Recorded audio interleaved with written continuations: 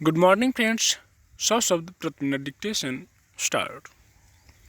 कश्मीर घाटी में कड़ी निगरानी, सघन तलाशी और हर तरह की सख्ती के बावजूद अभी दहशतगर्दी पर नकेल कसना चुनौती बना हुआ है।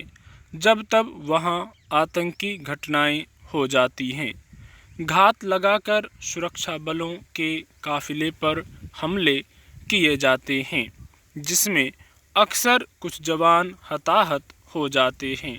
रविवार को प्रधानमंत्री कश्मीर जाने वाले हैं। वहां राज्य का विशेष दर्जा समाप्त होने के बाद उनका पहला आम लोगों के साथ कार्यक्रम है। राष्ट्रीय पंचायती राज दिवस के दिन वे वहां के लोगों को संबोधित करेंगे। इस लिहाज से वहां सुरक्षा के कड़े इंतजाम हैं। इसके बावजूद जम्मू क्षेत्र में पाकिस्तान समर्थित जैश-ए-मोहम्मद के 2 आतंकी केंद्रीय औद्योगिक सुरक्षा बल यानी CISF के काफिले पर हमला करने में कामयाब हो गए। हालांकि वे दोनों सुरक्षा बलों के जवाबी हमले में मार गिराए गए। उनके पास से बरामद साजो सामान से पता चलता है कि वे आत्मघाती दस्ता थे और किसी बड़ी वारदात को अंजाम देने की फिराक में थे। सुरक्षा बलों को उनकी योजना की भनक पहले ही लग गई और उन्होंने उन पर नज़र रखनी शुरू कर दी।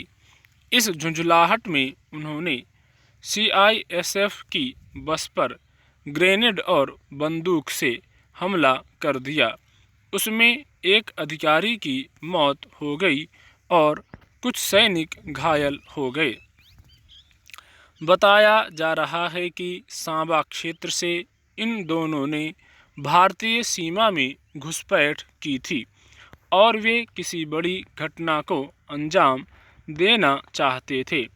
प्रधानमंत्री के किसी कार्यक्रम पर आतंकी संगठनों की ऐसी साजिश हैरान करने वाली नहीं, मगर सवाल फिर वही है कि तमाम चौकसी और सख्ती के बावजूद दहशतगर्दों की घाटी में मौजूदगी खत्म क्यों नहीं होने पा रही।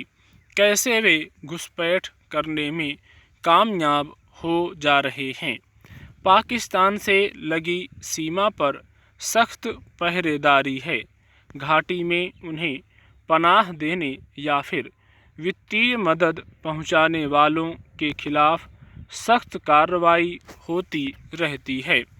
अलगाववादी संगठन अब एक तरह से ठंडे पड़ चुके हैं। स्थानीय लोगों में भी अब उनके प्रति सहयोग और समर्थन का भाव काफ़ी कम हो चुका है। ऐसे में वे कैसे घाटी में अपनी गतिविधियों को अंजाम देने में कामयाब हो जा रहे हैं। सुरक्षा बलों के काफिले या वाहनों पर हमला करने का मतलब है कि ऐसा वे अचानक नहीं करते। इसके लिए कई दिन अध्ययन करते और सुरक्षा बलों की गतिविधियों को नोट करते हैं। ताज़ा घटना से पहले भी वे कई दिन से जानकारियां जुटाते रहे होंगे। तभी सुरक्षा बलों की पाली बदलने के समय उन्होंने अपनी हरकत शुरू की। इस बात से इनकार नहीं किया जा सकता कि पहले की अपेक्षा घाटी में दहशतगर्दी काफ़ी कम हुई है, मगर जम्मू कश्मीर के विशेष राज्य का दर्जा छीनने के बाद वहां जिस तरह का माहौल बना, उससे एक बार फिर से आतंकी गतिविधियों के पनपने की गुंजाइश बनी। इससे पार पाने के लिए वहां सुरक्षा बलों की तैनाती बढ़ा दी गई थी। तलाशी अभियान तेज कर दिए गए। लंबे समय तक घाटी में कर्फ्यू लगा रहा। संचार सेवाएं बंद रखी गईं। इसके बावजूद अगर सीमा पार प्रशिक्षण पाए आतंकियों की घुसपैठ हो पा रही है और वे जब तब अपनी साजिशों को अंजाम दे पा रहे हैं, तो इस मामले में गंभीरता से और नई रणनीति के तहत काम करने की ज़रूरत है। स्टॉप।